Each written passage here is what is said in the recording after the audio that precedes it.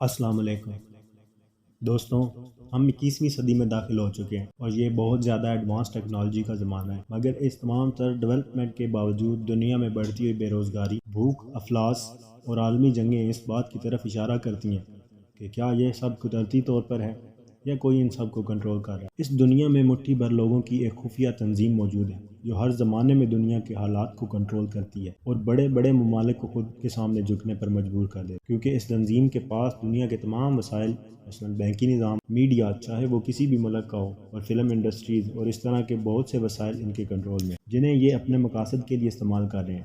اس خفیہ تنظیم کو فری میسن کہا جاتا ہے۔ اس تنظیم کے لوگوں کا دعویٰ ہے کہ یہ لوگ دنیا کی تعمیر کے لیے مثبت رویوں کو فروغ دینے کے لیے کام، مثلا human rights, health care, women power اور ایجوکیشن فار آل اور اس طرح کے ادارے اس تنظیم کے دیے ہوئے ہیں، مگر حقیقت میں ان کا ان سب سے کوئی تعلق ہی نہیں ہے۔ یہ بس دنیا کو دھوکہ دے رہے ہیں اور اپنے مقصد کو حاصل کرنے کے لیے دکھاوا کر رہے ہیں۔ یہ لوگ خود کو بہت ذہین اور عقلمند انسان سمجھتے ہیں۔ شروع میں تو یہ چھپ کر کام کرتے تھے، لیکن اب ان کے فری میسنری اسکول جگہ جگہ بنائے جا رہے ہیں جہاں ان کی تعلیمات کو پڑھایا جا رہا ہے۔ اس تنظیم کے سربراہ سب سے امیر ہیں اور یہ امیر لوگ خود کو ظاہر کیے بغیر مختلف کمپنیوں کے مالک اور خفیہ طریقے سے کام کر رہے ہیں۔ ان کمپنیوں سے انہیں جو آمدن ہوتی ہے اس سے یہ اپنے مقاصد کو جاری رکھتے ہیں۔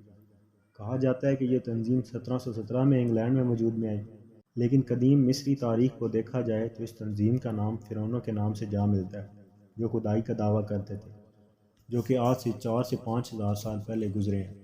اس تنظیم کے مقاصد میں بھی کافی حد تک فرعونیت کی جھلک دکھائی دیتی ہے۔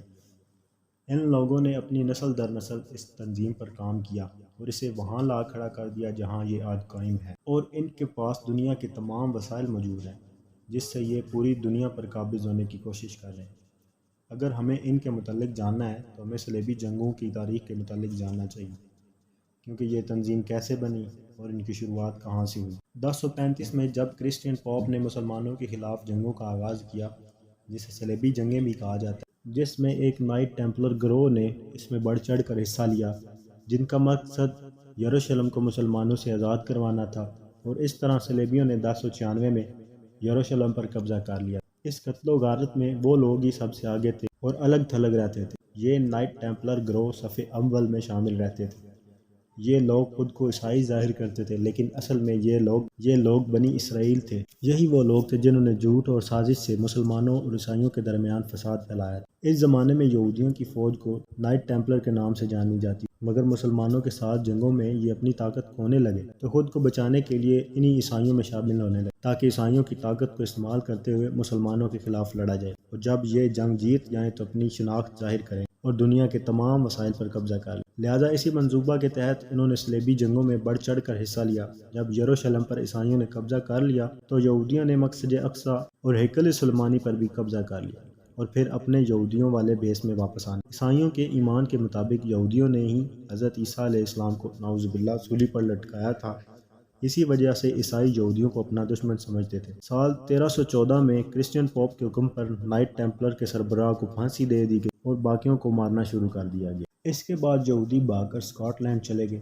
اسکاٹ لینڈ ان دنوں انگلینڈ سے آزادی کی جنگ لڑ رہا تھا، لہٰذا انہوں نے اسکاٹ لینڈ کے لوگوں کا اعتماد جیتنے کے لیے ان کی جنگوں میں بڑھ چڑھ کر حصہ لیا۔ جب اسکاٹ لینڈ کو اصل آزادی مل گئی تو اسکاٹ لینڈ کے لوگوں کے دلوں میں ان کی لیے جگہ بن گئی اور وہاں انہیں فری ہینڈ کر دیا گیا۔ یہ اپنے کام چھپ کر کرتے تھے۔ جب ان دونوں ملکوں کو ملا کر یونائیٹڈ کنگڈم بنائی گئی تو اس کا اثر پورے انگلینڈ تک جا پہنچا، لہٰذا انہوں نے اپنے کرتوتوں پر پردہ ڈالنے کے لیے 1717 میں اپنا نام فری میسن رکھ لیا۔ انہی یہودیوں نے امریکہ کی آزادی میں بھی اہم کردار ادا کیا۔ امریکہ کے جو بھی فاؤنڈر تھے جنہوں نے امریکہ کا قیام کیا، جن میں جارج واشنگٹن، بنجامن فرینکلن، یہ دونوں امریکہ کے فاؤنڈر تھے اور یہ بھی فری میسنز ہی تھے۔ 18ویں صدی میں جب امریکہ جنگ آزادی لڑ رہا تھا تو اس وقت فری میسنز نے تمام پالیسیاں طے کر لی تھیں، جس میں یہ تمام پہلو شامل کیے گئے تھے، جس سے اس بات پر مہر لگی کہ آئندہ امریکہ فری میسنز کے کنٹرول میں ہوگا۔ فری میسنز پوری 19ویں صدی تک کوشش کرتے رہے کہ ایسا بینکی نظام لائے جو پورے امریکہ پر قبضہ کر سکے، اور جس نے بھی اس نظام کو روکنے کی کوشش کی انہیں قتل کر دیا گیا۔ اس کی بہترین مثال ابراہم لنکن ہے، انہی فری میسنز نے ایک الگ ریاست اسرائیل کے قیام کے لیے بھی راہ ہموار کی اور اسرائیل کے قیام کے بعد دنیا بھر کے یہودیوں کو لا کر وہاں آباد کر دیا۔ اہم سوال یہ ہے کہ ان فری میسنز نے پوری دنیا کے وسائل پر قبضہ کیسے کر لیا؟ دراصل یہ سب بینکنگ کے نظام سے شروع ہوا، کیونکہ دنیا کو کنٹرول کرنے کے لیے پوری دنیا کی اکانومی کو کنٹرول کرنا ضروری تھا۔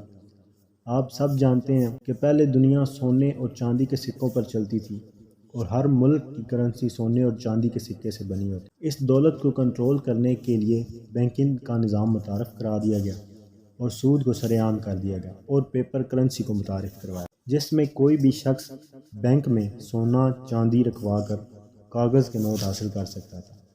لہٰذا لوگوں نے اس کو یہ سہولت سمجھا تو لوگوں نے سونا اور چاندی بینک میں رکھوا کر کاغذ کے نوٹ لینے شروع کر دیے اور لوگوں کا اس پر بھروسہ اعتماد بڑھنے لگا اور تجارت شروع ہونے لگی۔ جب یہ نظام چلنے لگا تو انہوں نے نوٹ چھاپنا شروع کر دیے اور دوسری طرف اصل دولت اپنے قبضے میں کرنا شروع کر دی، یعنی سونا اور چاندی۔ بینکی نظام کے مطابق جتنا سونا اور چاندی بینک میں موجود ہوگا اسی مالیت کے تحت بینک نوٹ چھاپے گا، لیکن یہاں ایسا نہیں تھا۔ نوٹ بنانے والی مشین ان کی اپنی تھی، لہٰذا یہ نوٹ چھاپ کر دنیا کے امیر ترین لوگ بن گئے۔